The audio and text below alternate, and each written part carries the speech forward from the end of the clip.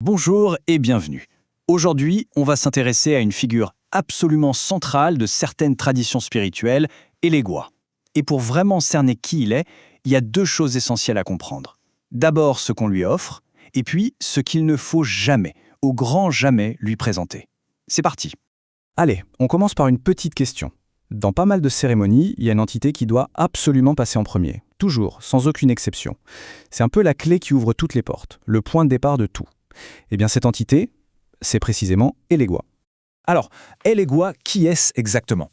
Déjà, chose importante, on prononce bien Elegua. Il faut l'imaginer comme le gardien des chemins, le maître des carrefours. C'est le messager divin, celui qui fait le lien entre les mondes. En fait, c'est lui qui détient les clés.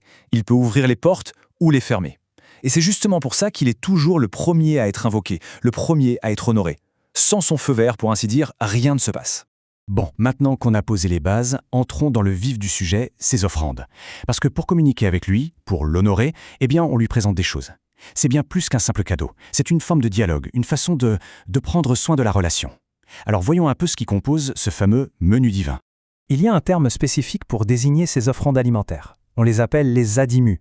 Et attention, il ne s'agit pas juste de poser de la nourriture sur un autel. Non. Chaque adimu, c'est un message, c'est un geste de soin, une marque de respect. C'est carrément un langage à part entière. Et c'est là que ça devient fascinant, parce qu'on découvre une facette presque enfantine d'Elegua. Il adore les sucreries, goyaves, noix de coco souvent nappées de miel. Mais ça va plus loin, des bonbons, des gâteaux et même des jouets. Tout ça, ça nous en dit long sur son côté joueur, son côté espiègle. Mais attention, il n'est pas que bec sucré.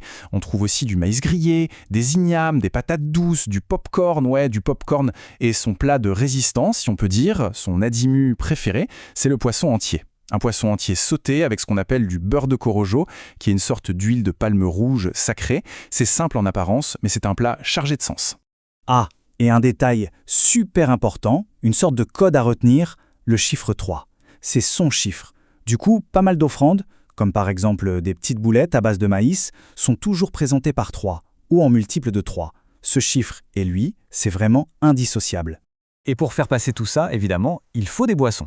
Alors il y a de l'eau fraîche, de l'eau de coco, mais il apprécie surtout des choses un peu plus fortes, comme le brandy ou la liqueur de canne. Sa boisson de prédilection, c'est le shekete, un mélange assez costaud d'eau de vie, de miel et de maïs. Et un autre trait de caractère, si on veut, Elegua fume. On lui présente donc des cigares, ou alors on lui souffle la fumée dessus en signe d'attention. Mais la relation avec Elegua, ça va bien au-delà de la nourriture et de la boisson. On n'est pas juste dans un rapport de « je te donne à manger ». Non, c'est bien plus profond, plus intime. Il y a des gestes de soin, des attentions qui sont tout aussi cruciales que les adimus. Souvent, sa présence est matérialisée par une pierre sacrée qu'on appelle l'ota. Et prendre soin de cette pierre, c'est un rituel en soi, c'est fondamental. On la nourrit en la frottant avec d'huile de palme, du miel. On la saupoudre avec des poudres bien précises, comme de la poudre de jutia, c'est une sorte de rongeur, et de poisson fumé. Et pour finir, on y dépose des pièces de monnaie pour la fortune. C'est un contact très physique, très direct. Ok, on a vu ce qu'il aime. Maintenant, il faut absolument parler de l'inverse, les interdits. C'est peut-être même plus important. Parce que connaître ses goûts, c'est une chose. Mais savoir ce qu'il ne faut surtout pas faire, c'est la base du respect. C'est la ligne rouge à ne pas franchir. Alors, en gros, il y a deux grands tabous. Le premier, jamais de plat brûlant ou de piment. Pourquoi? C'est symbolique. On dit que ça viendrait perturber son feu intérieur, son énergie propre. Et le deuxième, qui est un tabou majeur, on ne lui sacrifie jamais, au grand jamais, de pigeons ou de pintades. Ces animaux sont vus comme quelque chose qui l'affaiblit. Maintenant, pour compliquer un peu les choses, mais c'est ça qui est passionnant, il faut savoir qu'il n'y a pas un seul Elegua. Ce n'est pas une entité figée. On parle de ses différents chemins, un peu comme des avatars, des facettes de sa personnalité. Et bien sûr, chaque chemin a ses préférences et ses propres règles. Et regardez comme c'est varié. Par exemple, l'élu Goa, qu'on appelle la roi, il adore les boulettes de maïs à la goyave. Un autre, Elegua Afra, ne boit que du vin rouge, pas d'eau de vie pour lui. Et alors là, l'exception qui confirme la règle, c'est Elegua à la Lubonche. Lui, il aime les plats épicés. C'est le seul. On voit bien à quel point il faut être précis et savoir à quelle facette d'Elegua on a affaire.